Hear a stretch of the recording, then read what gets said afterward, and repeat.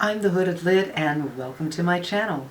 I thought today we would take a look at fall transition scents that will take us from the really warmer months to slightly nippier, shorter days, longer light, deeper shadows, chillier mornings. This is a beautiful time of year. Here in Southern California, we oftentimes get Indian summers. So our heat actually doesn't really start until the end of August and goes through September and sometimes all the way to October. But this morning, it was cool. It was cool. And for the first time in days, I don't have everything shut and all the curtains closed, and I'm getting some nice fresh air. And I thought it would be a perfect day to take a look at some scents that will take us from those dog days of summer to the nippier days of fall. So let's get into it. I have selected 4 scents and I've tried to hit several categories. So I have floral, I have chypres, modern chypres, I have a gourmand, and I have a floriental. And I think it's a good balance. If you happen to have watched my summer videos, I just wanted to tell you what I ended up wearing the most out of everything. And that is Saffron Troublant from L'Artisan and the Costas by Costas. The Saffron Troublant has that saffron on it, and it is such a cooling, delightful scent. It's kind of a gossamer. You know, if anyone in Australia right now who are coming into their summer, you might want to get on this. It's just delicious. My only complaint is I wish it was a little stronger and lasted longer. You can get it on your clothes, but you know, typically in the summer you're not wearing a lot of clothes. It's perfect for a scarf. So if you're someone who likes to wear a maxi dress and a scarf, I'd spray myself and then I'd spray the scarf and then I would just be delighted. On to what we're doing here. So I'm going to start with something a little spicy, and some people would say it's a floriental. Floriental is a spicy floral, and this is Series 2 Red from Comme des Garçons, Carnation. Carnation is one of those flowers that you see in the grocery store and we think, filler flower, not that special, not that great, but they really smell lovely. They're a workhorse, and they're not often used in perfume, and they're certainly very rarely the centerpiece of a perfume. Once in a while, but not too often. What I like about this is you can wear it in the summer. It's not a heavy spicy. There's a lightness and airiness to it, and it's also really interesting to layer other perfumes with this one because it's not overwhelming enough. So if you have something you want a little spice to, you could add this. I like to layer by spraying maybe one thing on my wrist and another in the crook of my elbow. So they're not fighting each other, but you're getting these dual wafts coming up at you, and doing something like a cooler floral like a rose might be a fun thing to do with this. A little bit about it. Aha! Eyesight. The notes are red pepper, carnation, red rose, clove, and jasmine. Now, clove is spicy, red pepper is spicy, carnation is spicy, but then the rose and the jasmine kind of calm it down, sweeten it up a little bit. Carnation as a flower does have a sweetness to it, but it just makes it a little more, or a little less spicy, a little less overwhelming. This is absolutely. There's also a little bit coolness in this. It's absolutely unisex. You could share this with your man, no problem. And it was created by Evelyn Boulanger. I hope I'm pronouncing that right. It's Comme des Garçons, Carnation. Also, Comme des Garçons makes a beautiful lily. It's just lovely, sweet, innocent. Men go nuts for it. I don't understand it, but that's great for spring. Those are my 2 favorite things from Comme des Garçons.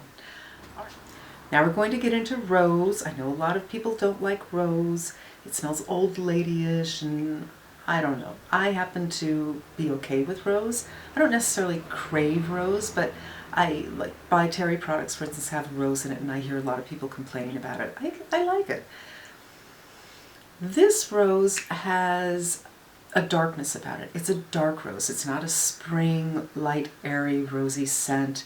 It's not a summer, fruity floral scent. This is a deep, dark rose, and it lays on a bed of amber, of this radiant, warming, imagine a radiant, warming hunk of amber with some red roses on top of it. That's what I think of when I think of Rose Barbar. This is by Guerlain, and it is only available in Los Angeles at Saks.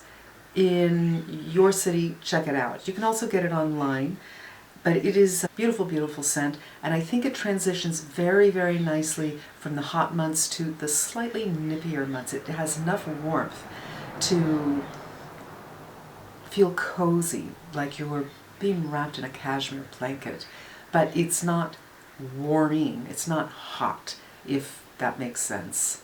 Okay.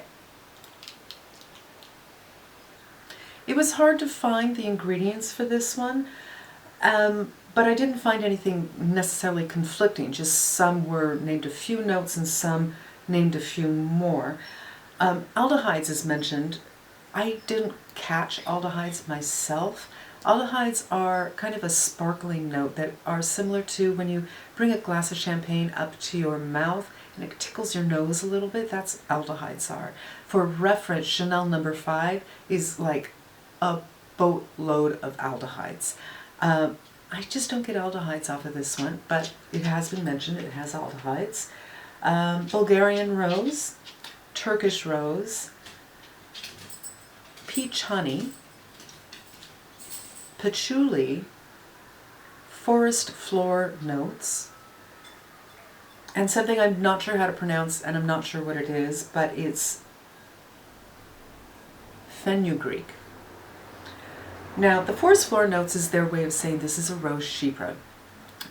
Chypres are green, and oak moss is what makes them a chypre and makes them green. It's green, it's woody, it's earthy, it's fabulous. It is no longer allowed to be used in perfumes, and nobody's come up with a synthetic to replicate it. And honestly, I don't get that here. They don't mention amber. I get so much warmth and amber out of this. So your mileage may vary, but that's what I'm getting. I think it's wonderful, just bringing you from those warmer months to slightly nippier months. And that is Rose Barbar by Guerlain. Now, for you gourmand lovers, I can't relate. I know you're out there, and I know there's a lot of you. Me personally, I don't want to smell like chocolate or cake or vanilla or, you know, anything foodie. I really don't. But vanilla is an interesting element. It can be very warming and soothing, and can be very sweet and heady and almost toothacheingly sweet. It really depends on how the perfumer is handling it and what they match it with. This next scent has been handled to perfection as far as I'm concerned. I do have a couple of perfumes that are vanilla-centric, but they always weigh it in with something else. This is a Vanille Tonka by Patricia de Nicolai, otherwise known as PDN, and it is amazing. All right, my battery died, so I had to charge it because I only have one battery, but I do remember where we were. We were here. I don't remember specifically. Oh, so good. Okay, I think where I was saying, I get at the top of this anise. Also kind of smells like fennel. I think they're the same thing. I think anise is the top and the fennel is the bulb.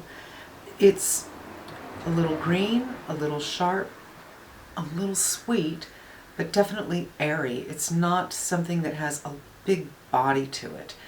Then I get the vanilla.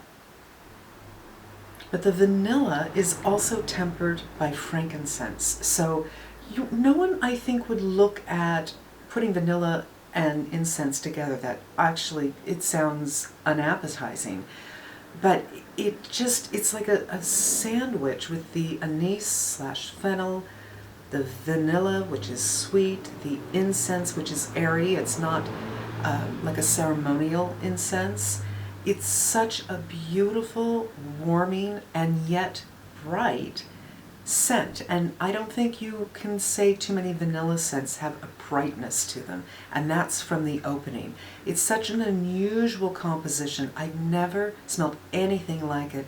And it's pure joy to wear. It really makes me happy when I have it on. I just love it. But for me, it's really only wearable from fall through winter. I think it would make a great transition scent because of that brightness in the front though.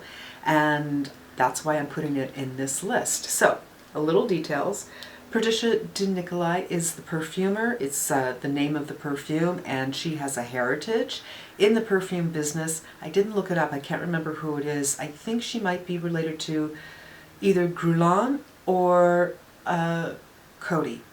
I have a feeling it's Guerlain. And let's get into some of the notes. Vanille Tonka was created in 1997. It's been around for more than 10 years. Oh wow, it's been around for 20 years? That's crazy. Now their top notes, they say, is basil, lemon, and mandarin. I don't get any of that, none. The center is carnation, which is so interesting because carnation is quite warming. And I said before, carnation's not found in perfume too often. So it's interesting that I've chosen two things for transition from the summer to fall have carnation in them. It's probably because it's a spicy floral, but it's not heady. It's not one of the heavier things you're going to wear for winter.